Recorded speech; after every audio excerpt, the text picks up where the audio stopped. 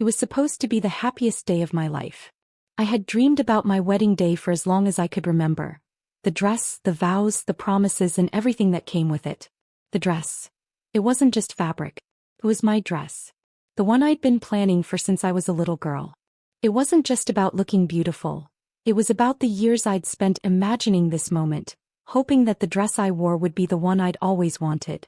I had spent hours scrolling through designs, going to bridal shops, and finally, after so much effort, finding that perfect gown. Every detail was important to me. Every stitch, every fabric, everything had meaning. But then life threw me a curveball. I'm sure you've had those moments when you feel like everything is falling apart, but you try to keep it together for the sake of everyone around you. I should have seen it coming though.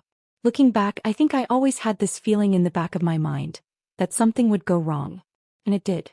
It was a few weeks before my wedding when my parents called me into the living room for what I thought was a simple conversation about the upcoming event. Instead, they dropped a bombshell I wasn't prepared for. My younger sister was going to wear my wedding dress. Just like that. In a moment, the one thing I had dreamed of since I was a child was no longer going to be mine. They were giving it to her for her elopement, they said. She needed it more than I did, they claimed. I stood there frozen. I couldn't believe it. All the years of waiting, all the expectations I had about this day, and now it felt like I was nothing. I felt the anger rise in me, but there was also something else. Deep hurt. How could they do this to me? My parents, the ones who were supposed to understand, had just completely disregarded everything that mattered to me. But I didn't argue. I didn't scream. I just nodded, my heart heavy with the weight of the betrayal. The weeks leading up to my wedding were supposed to be the most exciting of my life. I'd spent years dreaming about every little detail. The flowers, the venue, and especially the dress. But none of that seemed to matter anymore once my parents broke the news. It happened on a Sunday afternoon just a few weeks before my wedding. I remember sitting with them in the living room trying to look calm as they spoke with such certainty. The words hit me like a punch in the stomach. "We've decided," my mother said, "that your sister will wear your wedding dress for her elopement. She needs it more than you do right now. It's important and we know you'll understand." I couldn't breathe. It was as if the air had been sucked out of the room, leaving nothing but this hollow space where my happiness should have been. I looked at her and then my father, who sat there, nodding in agreement as if this was perfectly reasonable. At that moment I was no longer their daughter. I was just a placeholder. The one who had to make way for my sister, the one who was always the priority. I had always been the one who quietly stayed in the background, never demanding attention, always doing what was asked of me. But this was different. This dress was supposed to be mine. It was supposed to mark the beginning of my own life, my own journey. It was something I had dreamed about for years, something that represented my future, my love. But it was slipping through my fingers, taken by my younger sister, who hadn't even cared about the dress before. I never once heard her speak about it, let alone show any excitement about wearing it. It was never important to her, but now she was getting it. Getting the dress, getting the attention, getting everything that I had spent my life hoping for. I wanted to scream, to yell, to tell them how unfair it was. How wrong it felt. But I didn't. I couldn't. I just nodded. "Of course," I said, trying to hold back tears, trying to hold on to any shred of dignity. I couldn't let them see how broken I felt. Days passed and the pain I felt only grew stronger. The dress wasn't just a piece of clothing to me. It was a symbol of everything I had worked for, everything I had hoped for. My sister, who had never cared, was now going to wear it. For an elopement that barely seemed like a real wedding. The day she wore the dress, I stayed home. I couldn't bring myself to watch it. I couldn't stand to see her wearing my dress, looking like she was the one who had been chosen, the one who mattered. The dress wasn't just a dress anymore. It was a reminder of how invisible I had always been in my family's eyes. When I saw the pictures of her in it later, smiling and carefree, it was like a knife to my chest. I had spent my entire life feeling like I didn't matter, like I was always second best. And now here was the final blow. But even as the pain cut deeper, I made a choice. I wouldn't fight them. I wouldn't argue. I would let it go. I would pretend to be the bigger person, the one who understood, the one who could rise above it all. After all, that's what they expected of me. So I stayed silent. I stayed calm. But deep inside, the hurt was building. The dress wasn't just a wedding gown anymore. It was a symbol of everything I had given up, everything I had been forced to accept. It was a cruel reminder that no matter how hard I tried, I would always be the one who got overlooked, the one who never mattered as much. But little did they know I had my own plans. The day was finally here and it was nothing like I had imagined. The excitement, the anticipation, the joy, it all seemed like it was happening to someone else. As the hours passed and the sun began to set, casting a soft glow over the venue, everything felt off. I was supposed to be the bride, but it didn't feel that way. Instead, I felt like a ghost at my own wedding, standing on the sidelines as my sister took center stage. The ceremony took place in a beautiful garden. Flowers blooming, delicate white lights strung along the trees, the gentle hum of nature's sounds in the background. The venue looked like something out of a fairy tale. Everyone had gathered, eagerly awaiting the moment I would walk down the aisle, the moment when I would finally be the star of the show. But as I stood there waiting for my cue, I couldn't shake the feeling of emptiness. In that moment I saw her. My sister. She was standing at the altar in my wedding dress. The dress that I had spent my whole life dreaming of. It was no longer a symbol of my happiness, my love, my future. It was just a dress to her. She looked radiant, of course. Anyone would look radiant in a gown like that. But I wasn't looking at the dress through the eyes of a proud sister. I wasn't even seeing the dress through the lens of a bride-to-be. I saw it as the thing that was supposed to be mine. The thing that had been taken from me. As I watched her smile and twirl, my heart twisted with bitterness. It was as if my entire life was being stolen in that moment. Every compliment she received, every praise, every single person who told her how stunning she looked, it all felt like a slap in the face. They weren't praising her. They were praising my dream. They were praising the one thing that should have been mine. Her glowing face, the soft fabric of the dress moving with every step, the way it shimmered under the sunlight. It should have been me. I should have been the one to wear that dress. I should have been the one receiving the attention, the admiration. But instead I felt like a ghost, invisible and lost in the shadows of my own wedding. The anger inside me began to boil. It was overwhelming, like a storm rising in my chest. The more I watched her bask in the glory of what was supposed to be my moment, the more I felt like my whole world was falling apart. I had always been the quiet one, the one who tried to make everyone else happy, the one who didn't rock the boat. But in that moment I wanted to scream. I wanted to take back what was mine, what was rightfully mine. But instead of letting the anger consume me, I made a choice. I decided not to let her, or anyone, ruin my day. I refused to let the betrayal define me. This was my wedding, and no matter how small I felt, no matter how invisible I became, I wasn't going to let it all fall apart because of something petty. I wasn't going to let the dress, or my sister, or the injustice of it all, take away my happiness. So I took a deep breath, calmed the storm inside of me, and turned my focus to what I had control over. My own moment. As the time for my grand entrance approached, I slipped away quietly, heading for the room where my gown was waiting. It wasn't just any gown. No, it was a dress I had designed myself. A custom gown that was everything I had ever wanted. It wasn't the one my parents had taken from me, but it was mine, and it was beautiful in its own way. When I stepped into the dress, the world around me seemed to disappear. It was like stepping into my own power, reclaiming what had been stolen. The dress hugged my body perfectly, the fabric light and delicate, with a touch of elegance and boldness that made me feel like I was finally me again. But there was something more.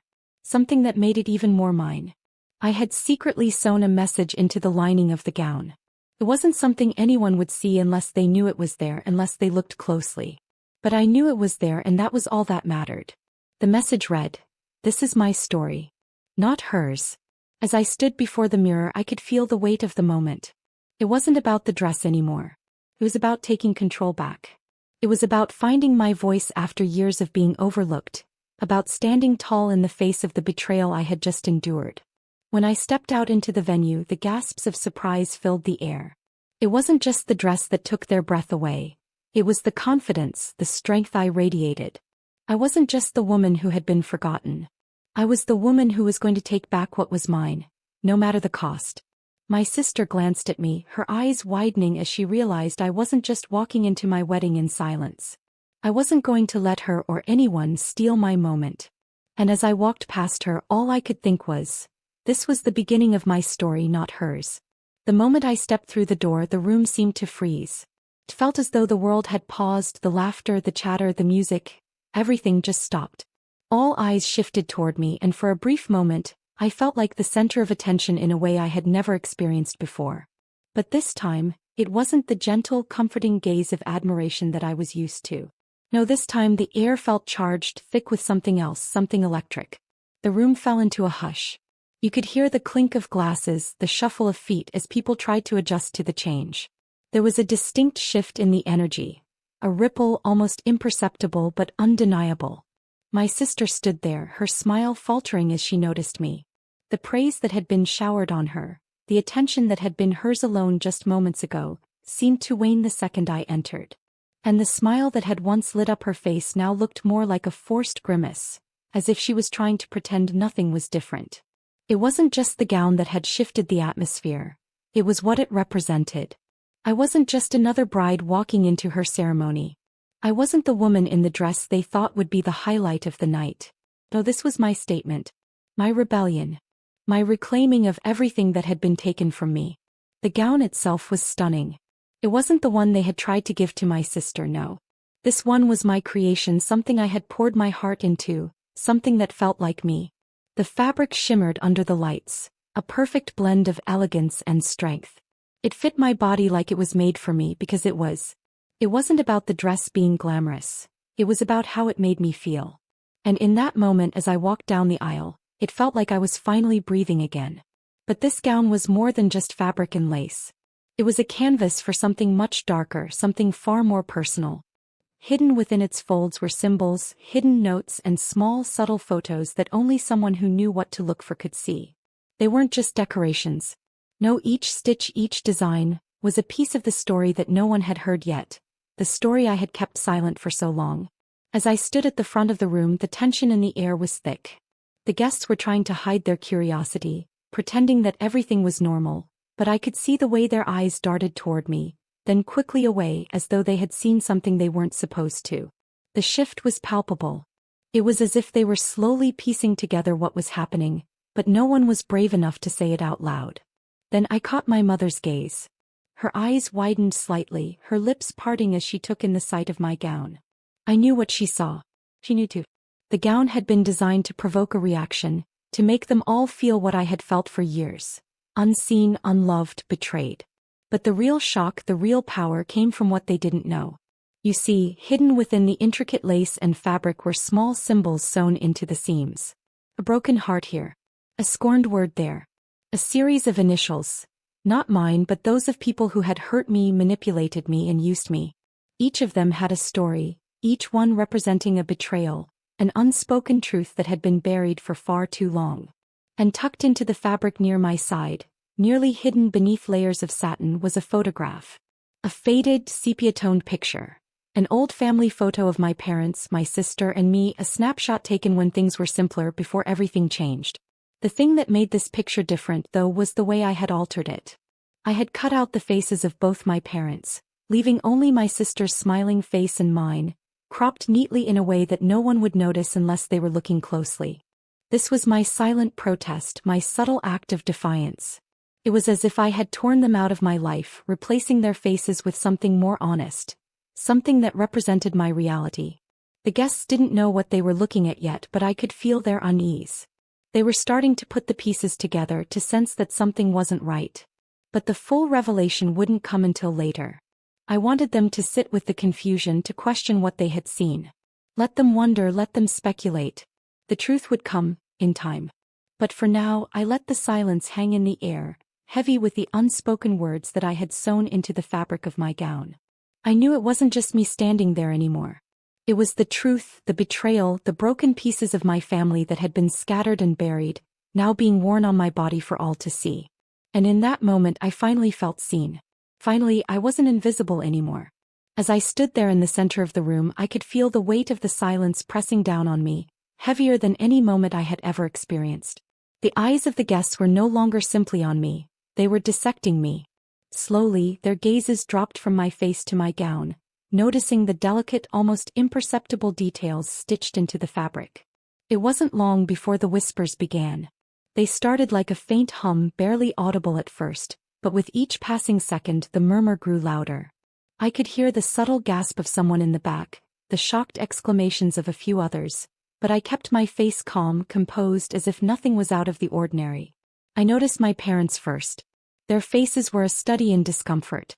My father's jaw tightened, his eyes narrowing slightly as he looked me up and down, trying to make sense of what he was seeing. My mother, on the other hand, was trying to maintain her usual composure, but I could see the small tremble in her hands as she clutched her glass, her knuckles turning white. I knew they could feel the tension in the air, the weight of their own guilt creeping up from the pit of their stomachs. They knew something had shifted. They knew that this wasn't just about a wedding dress anymore. It was about much more. The room was beginning to hum with nervous energy. The guests were no longer talking to each other in the casual, carefree way they had moments ago. They were now looking at one another, exchanging confused glances, trying to make sense of what they were witnessing. They were all waiting for someone to say something, to explain. But I stayed silent. I knew this was a moment where words wouldn't help. Silence was far more powerful. I saw my sister then. Her smile had faltered almost imperceptibly as she noticed the stares and the whispers. I could tell that she didn't fully understand what was happening yet, but she felt it. The unease. The tension. And though she tried to keep her composure, I could see the subtle twitch in her cheek, the tightening of her grip on her glass. I had no doubt that she felt the shift too. The very moment when she realized she wasn't the star of the show anymore. My parents exchanged looks. I could practically see the panic rising in their eyes. It was subtle but undeniable. My mother's lips parted as if she was about to speak, but the words never came. She couldn't find the right thing to say, and in that silence I found power. Because I knew they were panicking. They knew what they had done, and now it was all coming back to them in this very moment when the full weight of their actions would hit them. The whispers spread like wildfire across the room. It was as if the air itself had shifted. Guests leaned in closer to each other, their eyes flicking back to my dress, to the symbols stitched into the fabric, to the hidden secrets that no one had noticed until now. I could hear fragments of their conversations. Did you see that? Is that what I think it is? It was a cacophony of confusion and suspicion, building with each passing second. But I didn't give them the satisfaction of breaking my silence. Then the questions started. It wasn't from the guests. No, it was from my family, the ones who had done this to me. I could feel the heat of their eyes, the way they were trying to piece together the puzzle they had ignored for so long. My father, usually so composed, was the first to break the silence. "What's going on here?" he asked, his voice strained, his face unreadable. But I could hear the crack in his tone. The uncertainty. He was trying to play it off, to act like nothing was wrong, but it was clear that the walls were closing in. My mother, now visibly sweating, tried to regain control of the situation. Her voice was shaky as she murmured, "Why are you doing this? This isn't necessary." The panic was evident now. She was no longer the calm, calculating matriarch she used to be. Instead, she was a woman backed into a corner, desperately trying to hold on to the control she had so carefully cultivated for years. But it was slipping away piece by piece. I stood still, my eyes scanning the room.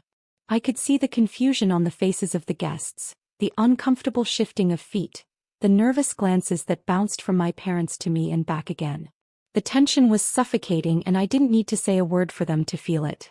It was as if the truth had seeped into the room like an invisible gas, filling every corner, every crevice. They were all waiting for me to explain. They wanted answers. They wanted me to speak. But I wasn't going to give them that satisfaction. Not yet. Not until they understood what they had done, what they had taken from me. I knew the truth was hanging in the air like a cloud, and it was only a matter of time before it would break. My sister's face was pale now, the smile long gone, replaced by an expression of confusion and fear. She opened her mouth as if to say something, but I could see the hesitation in her eyes. She didn't know how to play her part in this anymore. She had been the center of attention, the one in the spotlight. But now she was just another player in a game far bigger than any of us. And then, after what felt like an eternity, I finally spoke. But I didn't have to say much. A simple, quiet sentence was all it took to send shockwaves through the room. "It's not just a dress," I said softly. "It's a symbol. A reminder of everything I've lost because of all of you." And with that, the unraveling had begun. The room was thick with tension, the whispers now a low hum, and every eye was on me. I could feel the heat of their stares, the pressure of their expectations, waiting for me to break the silence. I took a deep breath, calm and steady, and then I spoke. It's not just a dress, I said, my voice clear, cutting through the noise. It's a symbol of everything I've been forced to endure, everything that's been taken from me. The words hit harder than I expected, and I could see the color drain from my mother's face. My father shifted uncomfortably, trying to avoid my gaze. They knew exactly what I was talking about, and yet they couldn't deny it. The years of favoritism, the subtle but undeniable neglect. They had seen it all, and now they had to face it. I've been ignored, I continued, my voice growing stronger. I've been pushed aside. You let her have my wedding dress, you let her take what was supposed to be mine. And all this time, you thought I'd just sit back and accept it. I paused, letting the weight of my words hang in the air.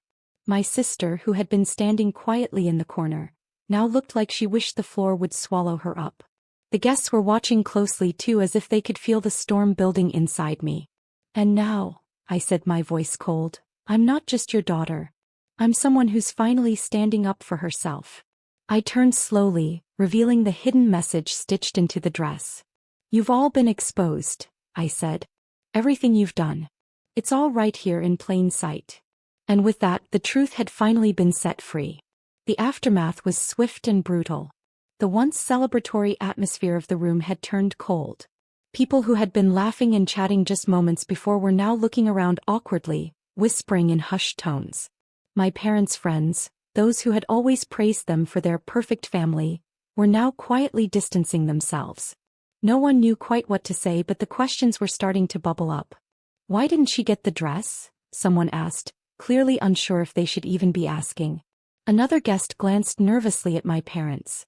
What's going on here? My sister tried to defend herself, stumbling over her words. I didn't mean to, she started, but her voice trailed off when she saw how everyone was looking at her. There was no escaping what had just happened. Her once innocent elopement, the thing she'd celebrated with pride, now felt like an even deeper betrayal to me. My parents, ever the masters of deflection, tried to salvage the situation, but their efforts only backfired. The more they spoke, the more they revealed their own guilt. My mother's face flushed with frustration, and my father was uncharacteristically quiet, unable to come up with a good excuse for their actions. Me. I stood there, calm and resolute. The dress wasn't what made me powerful. It wasn't the dress that had exposed the truth. It was the fact that, for the first time, I had taken control. I felt a sense of empowerment that I'd never felt before. The betrayal they had orchestrated was now in the open, and I had forced them to face it. They were humbled. They were exposed. And I was free. I didn't need the dress. I had reclaimed my narrative, my voice, and my power.